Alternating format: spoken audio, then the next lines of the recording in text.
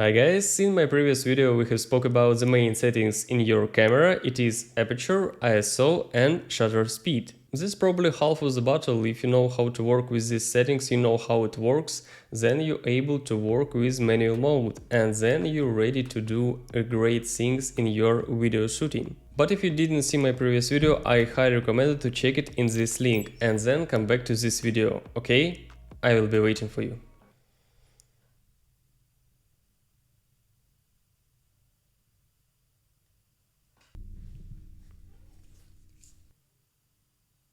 As you just saw, when I was adjusting the shutter speed. Oh, you're already here? Great.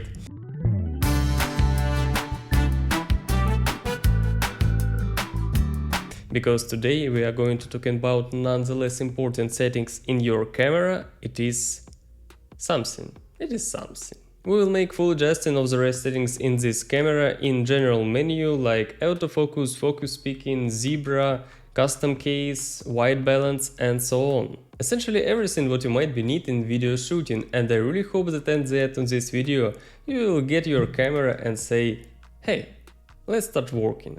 But before we get started, I just want to say thank you for your attention to my channel, I really appreciate that. And if it's the first time you're watching me, my name is Vlad and I will be grateful for your subscription, comment, like, and let's go ahead and dive right in.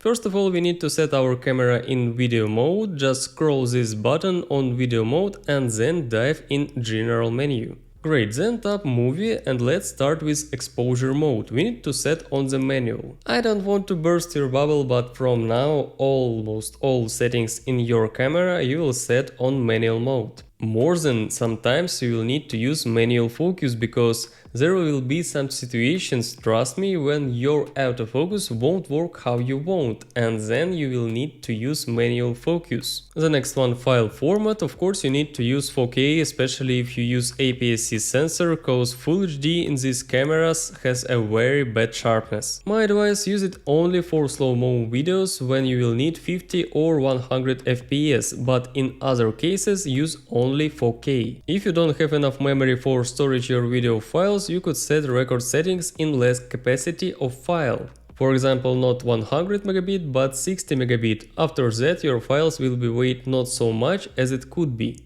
Yes, of course, your footages will have less dynamic range and flexibility in post, but in the same time it looks good as well and it will be enough in most situations. Then we are going to the next page, autofocus drive speed. Everything is very simple. First, set the autofocus drive speed to fast. This mode is suitable for shooting active scenes such as sports.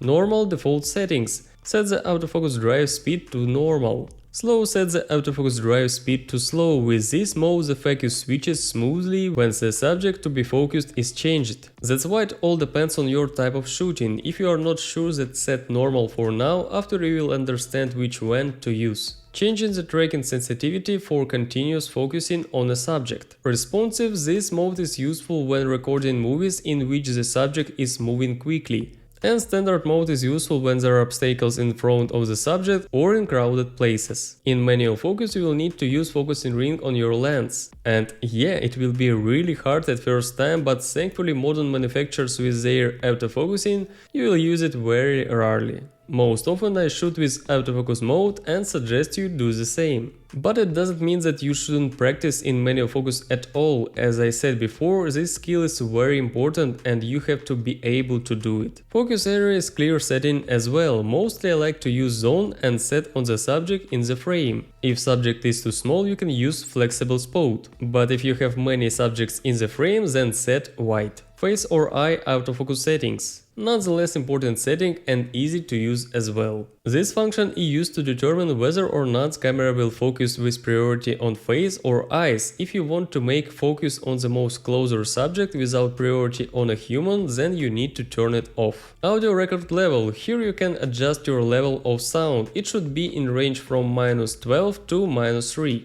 Then let's open the next page with SteadyShot. It is optical or metric stabilization of your lens or camera. If your camera doesn't have metric stabilization like my a6400 and you don't have lens with optical stabilization, for instance Sigma lenses, then you won't be able to use this setting and have any stabilization at all, cause your camera and your lens has no way to do it. But if you have lens with optical stabilization like my Tamron 1770 or camera with metric stabilization like a6500 or a7 III, you will be able to enable this setting and you will get more stabilized and smooth picture of shooting. Therefore, SteadyShot set on.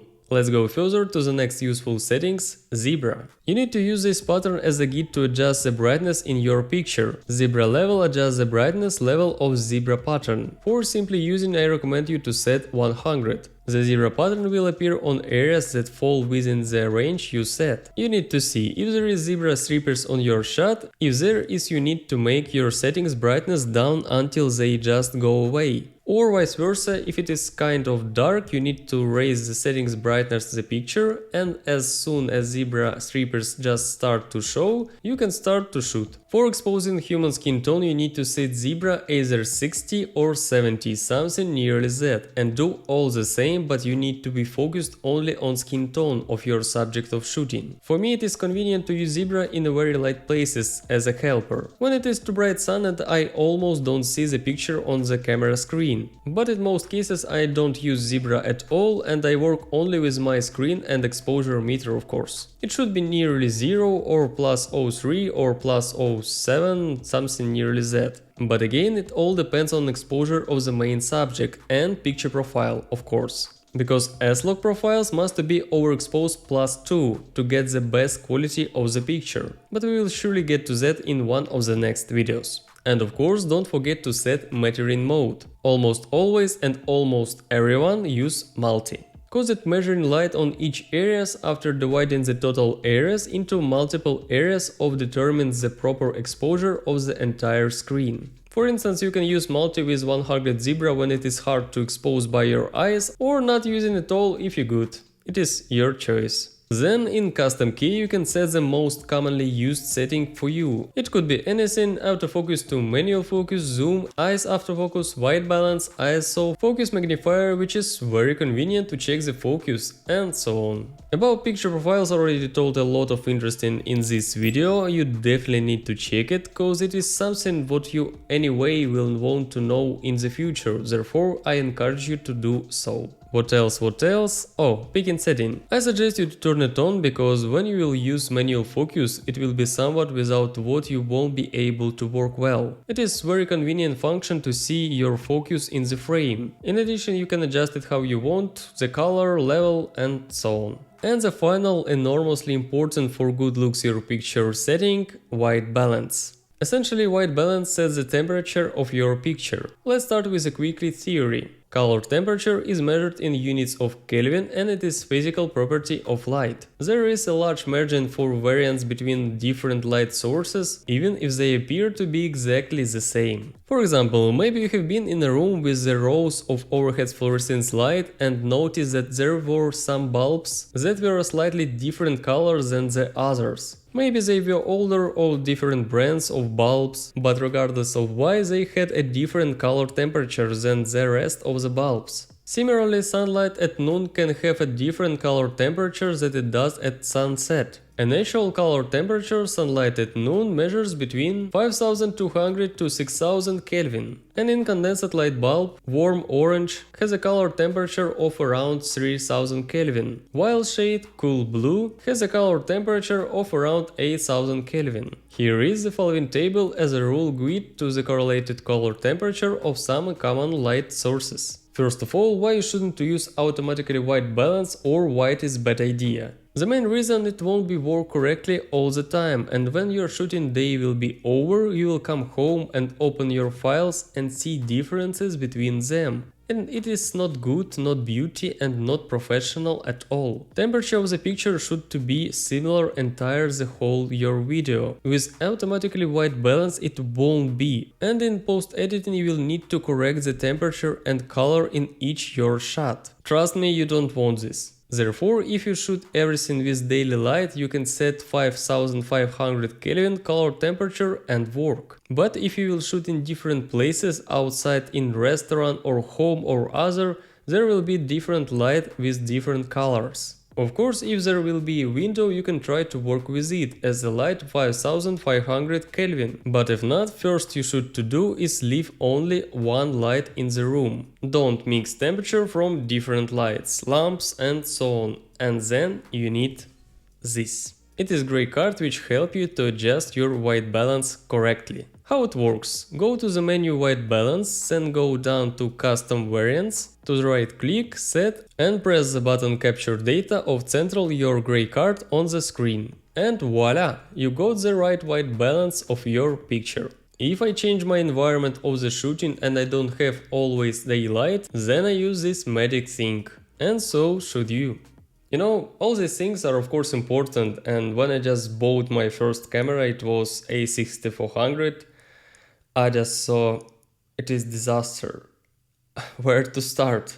I didn't even imagine how to start video shooting. Not to mention about aperture, shutter speed, what is this? I don't know. I haven't spent a bunch of time for it, did a lot of mistakes, bad videos, and I just want to share with you what I figure out in all of this on my way. And I hope you like it, because I do. See you next time. Hey, I got something to say. I'm just so sick of hearing everyone complain. I know it's tough and I know there's pain, but hitting bottom is the only way to change. So I'll keep hustling, you keep struggling. Bitch, I'm humbling.